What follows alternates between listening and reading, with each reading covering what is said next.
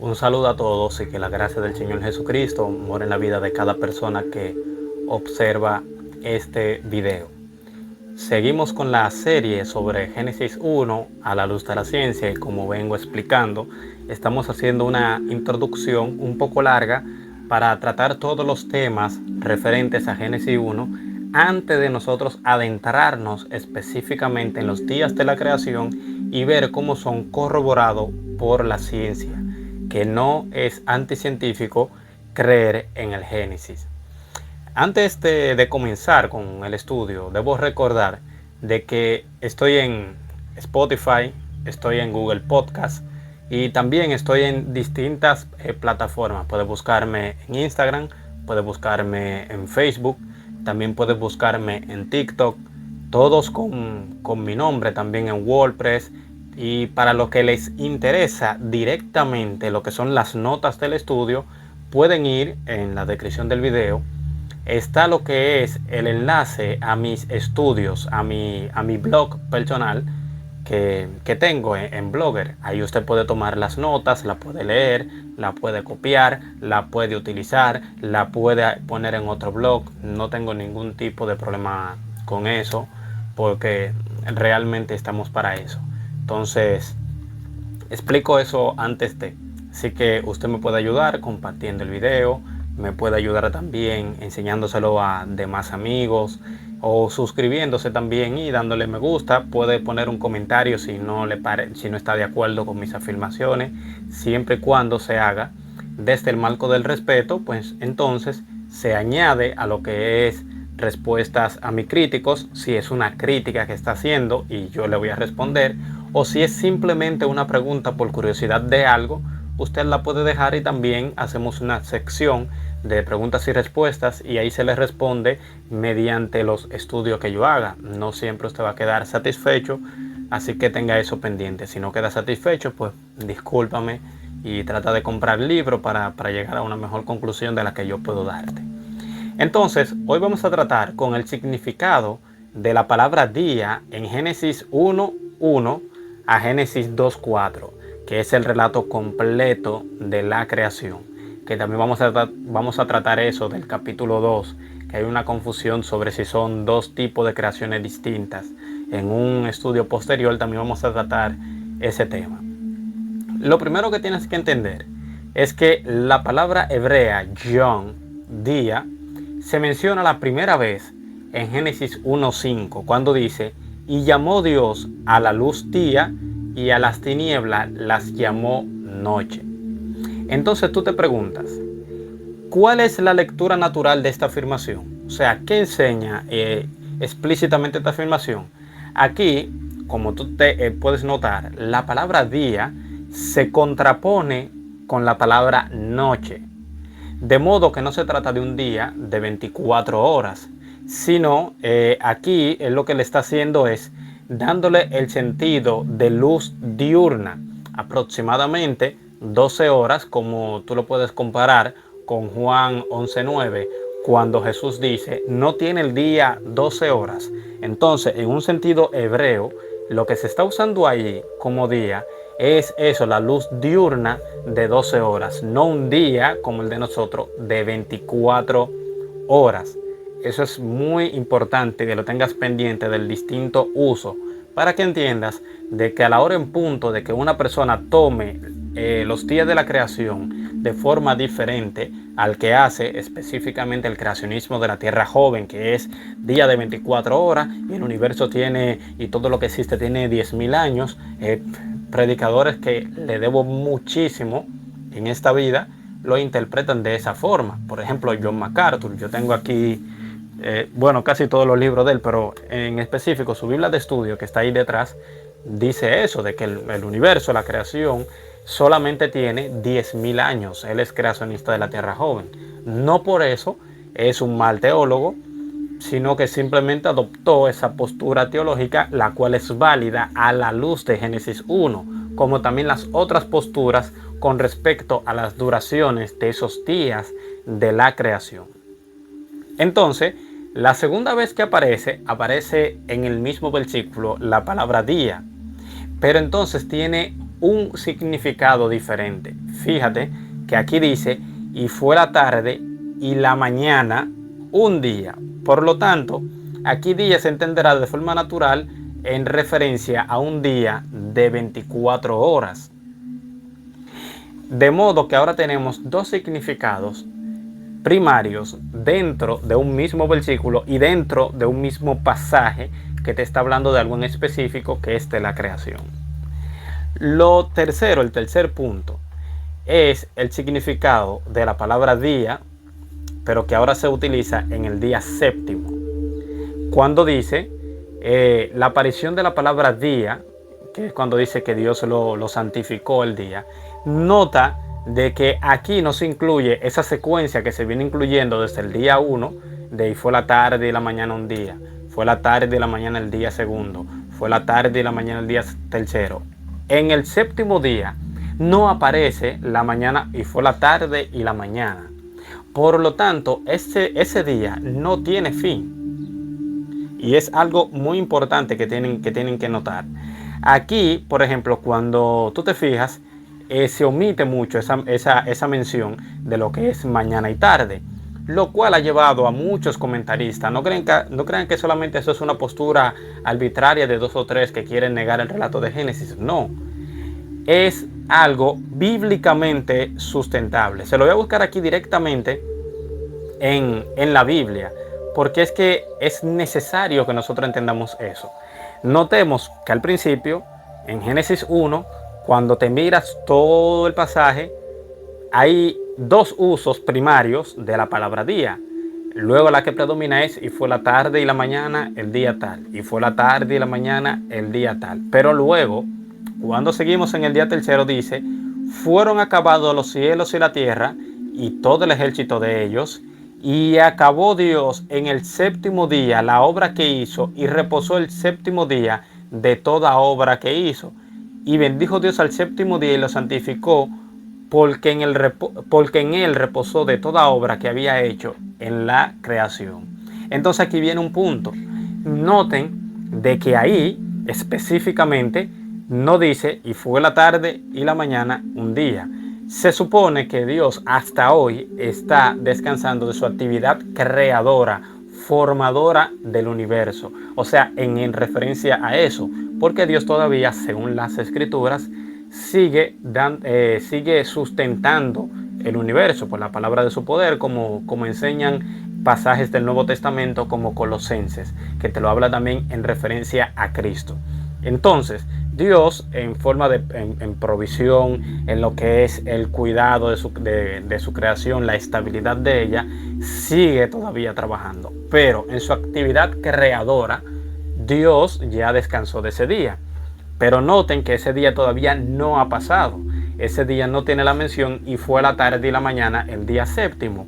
Pero entonces, aún más, lo puedes notar en el versículo 4 de ese mismo capítulo, del capítulo 2, que dice, estos son los orígenes del cielo y de la tierra cuando fueron creados el día que Jehová hizo los cielos y la tierra y toda planta del campo que fuese en la tierra. Note algo, aquí no te está haciendo referencia a 7 días de la creación.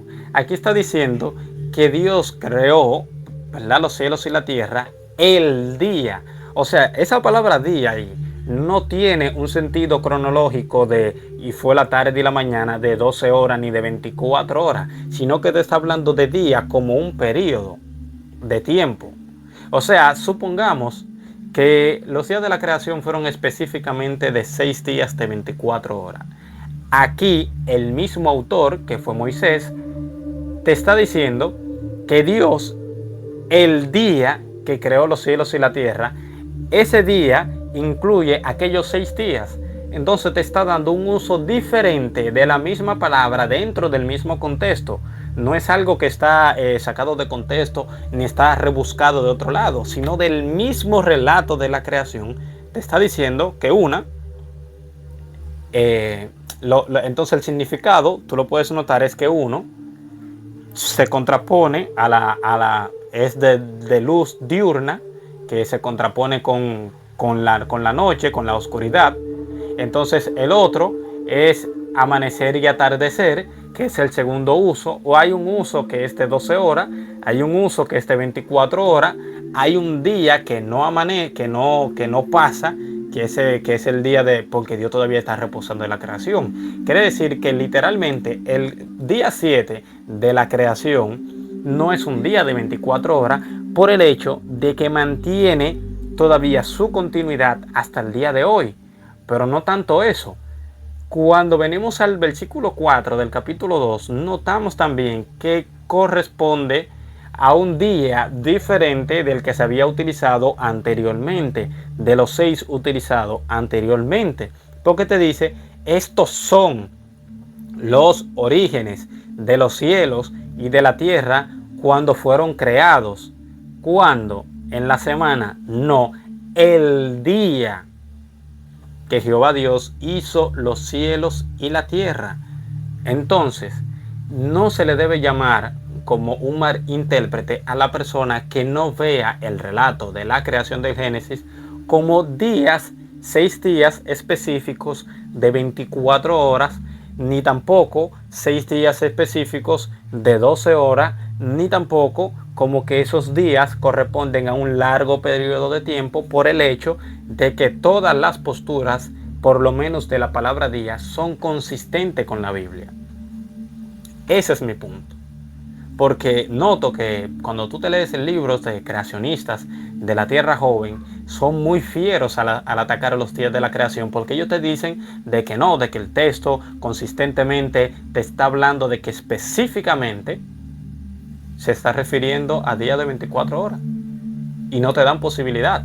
Y cuando tú le muestras otra postura, dicen que no, que eso es por uno querer encajar la ciencia en Génesis 1, pero realmente no es así. Y se puede notar, no he utilizado todavía en la introducción ningún dato científico, simplemente estamos analizando el texto antes de, y podemos notar de que literalmente en Génesis hay por lo menos 5 usos, o por lo menos 4 usos consistentemente con la hermenéutica de la palabra día.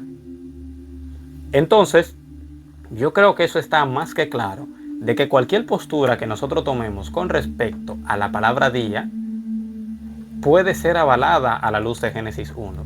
Tanto el creacionismo de la Tierra Joven como el creacionismo de la Tierra Antigua.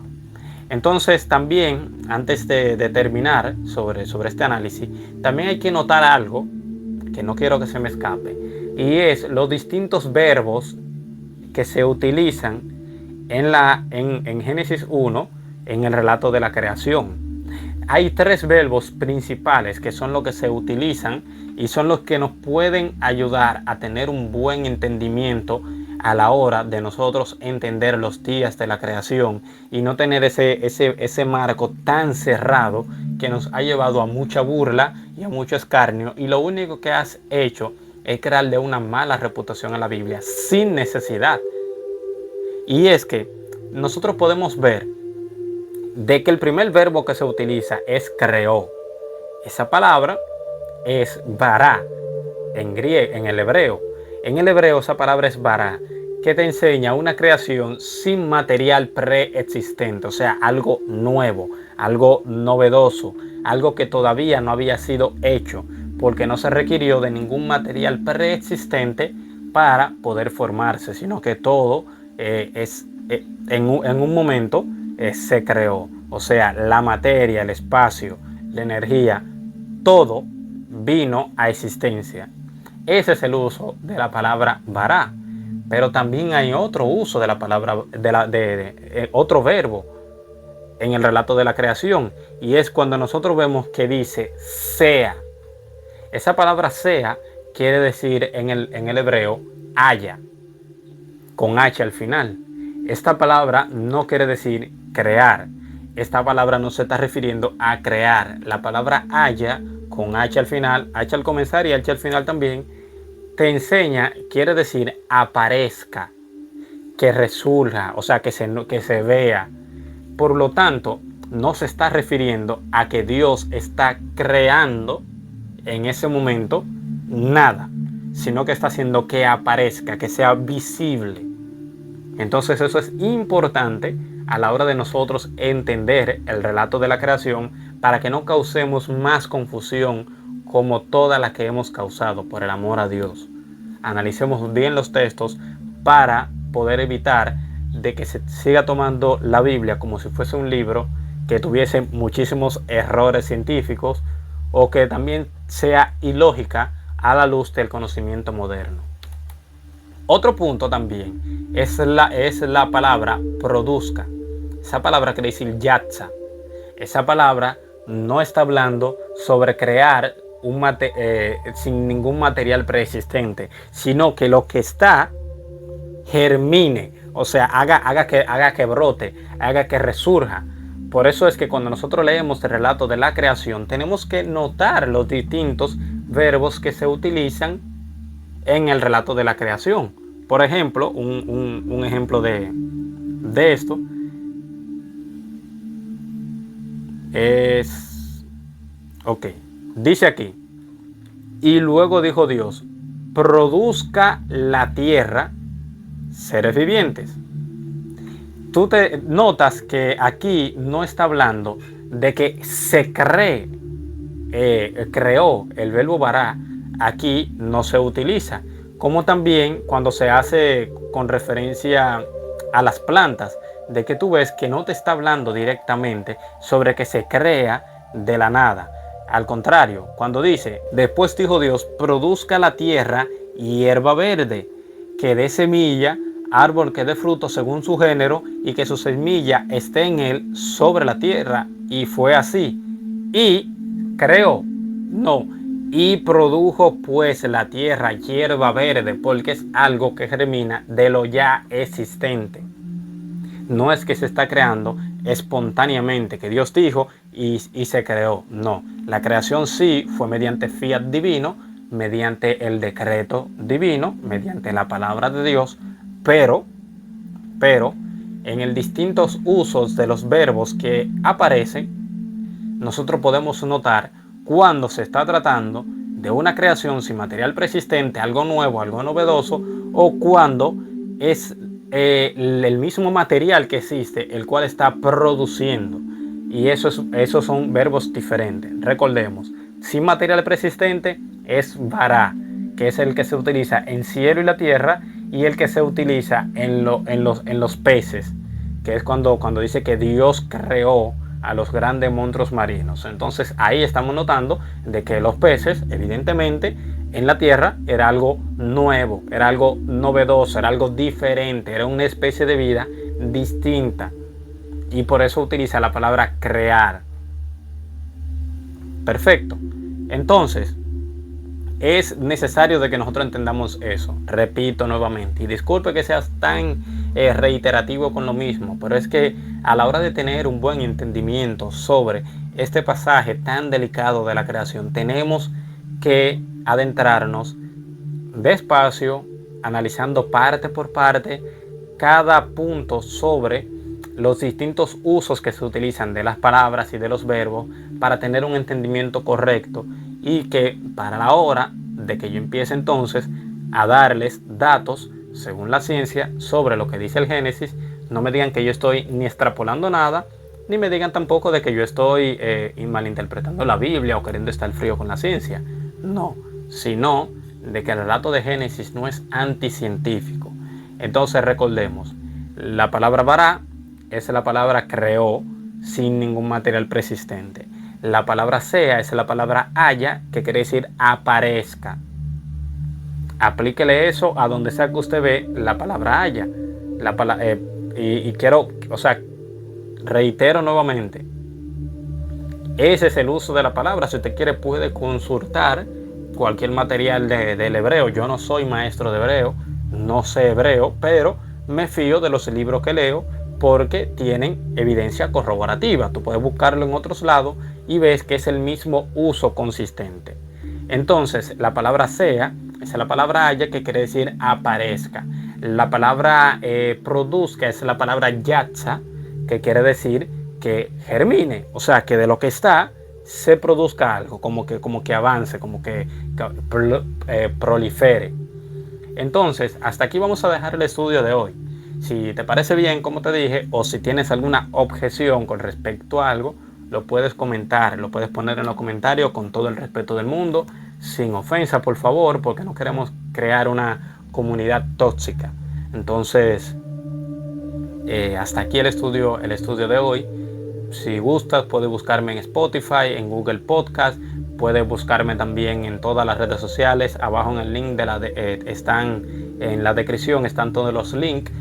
También puedes buscarlo en Blogger para que tú puedas tomar las notas.